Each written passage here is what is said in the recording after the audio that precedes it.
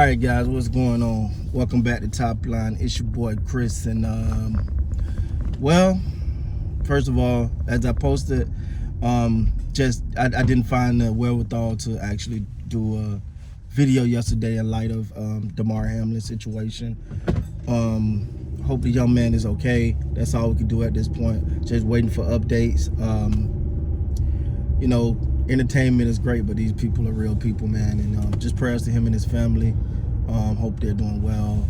The family's, well, hanging in there, man. I can't say they're doing well. I know they're not. But at the same time, man, so I just didn't have, after seeing it, so as many of you know, we was on the live last night when all this was going down.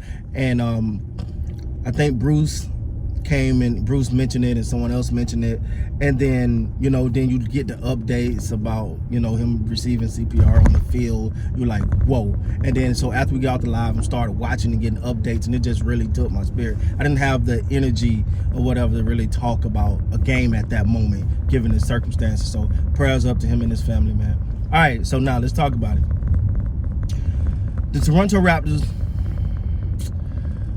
I gotta say this, man. After watching that game, to me, one of the things that stood out, and I'm not saying Indiana is not a good team. They've been playing their butts off this year. Absolute, man. But to me, one of the things that that's is like the Raptors can't stick with what works. It's like it's like they can't stick with what works. Like, to me, I thought Scotty Barnes could have had a much better game. You'll look at the stats, you say, well, no. It's knowing, like, I don't think the sense of urgency has hit them just yet. Like, it's knowing that, yo, man, the season getting dicey. We got to go. And you still don't quite see that yet. Now, before I go all the way off on these refs, I'm going to tell you why I'm about to say what I'm about to say when it comes to these refs, man. Because there was a moment in this game where you seen the Raptors defense. You seen it. You was like, okay, here we go. They're locking in right now. You see the pressure. And I'll be damned if the ref didn't go foul. You immediately took them out. Immediately took them out of that mode. To the point that Gary Trent Jr. was about from me to that building over there, and he got his hands up just trying to say, I'm not fouling. Right? Like, all right, sorry about that, guys. Had some little interruptions there, but the point that I was making is the Toronto Raptors has to be an aggressive team. They want to get in the mix. They want, and you seen at that moment everybody's locking in, right? And then it got to a point that it was like every little touch fouls. Like, I'm not dissing nobody, but I think the guy name is McConnelly or something like that. He was getting the kind of calls that you expect Michael Jordan to get. Like, those little things. You like, come on, bro. Come on, dog. That and to me, I think it started to take the Raptors out. It started to take them out. It's like, all right, we locking in. What? We locking in. What? We locking in. What? It's like foul. And it literally just took them out of that mode, man. And to me, I thought that was the real turning point. I thought that was the real turning point in this game. I really thought that you killed, because it seemed, because you can see it. Listen, you watching us Raptor content, Raptor basketball, you're going to notice when that team locks in. When they start to dial it up, when they start to lock it in, you start to notice it. You start to say, oh, okay, here we go. And the last thing, and the only thing you're thinking about is, please do not start blowing these whistles. Please do not start blowing these. Please do not start with all the extra foul calls. And that's literally what happened. And at that moment, it looked like this team was completely like, come on, man. Like, what are we supposed to do here? You had the charge they call on OG, where the guy totally leaning into him, they call a charge. That's the momentum. They had the one call, I forgot which one it was. It was a couple calls in this game that were just complete game changers. Now, me personally, y'all know me, man. I don't really like to sit here and go blame the ref, but damn, you got to call an ace a ace and a spade a spade.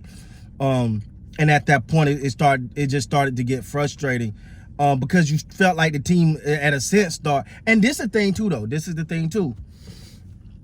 And this is why I'm going to say Steady Freddy can't have nights like he had last night. Because your team is reeling, bro.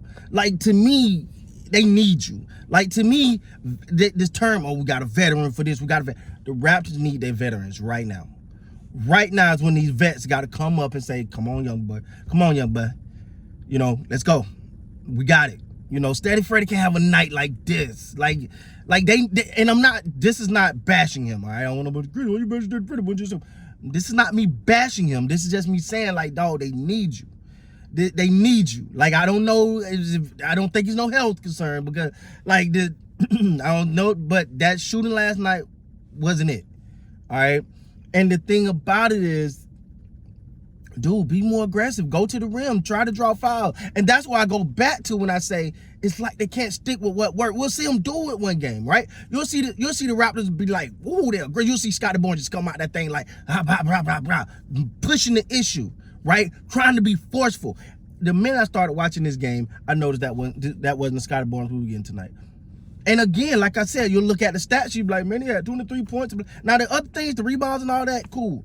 But to me, Scottie Barnes is a player that has the ability to set the tone. I literally watched this guy dribble down the court and didn't even take a look at the basket. At that point, the defense don't have to worry about you shooting.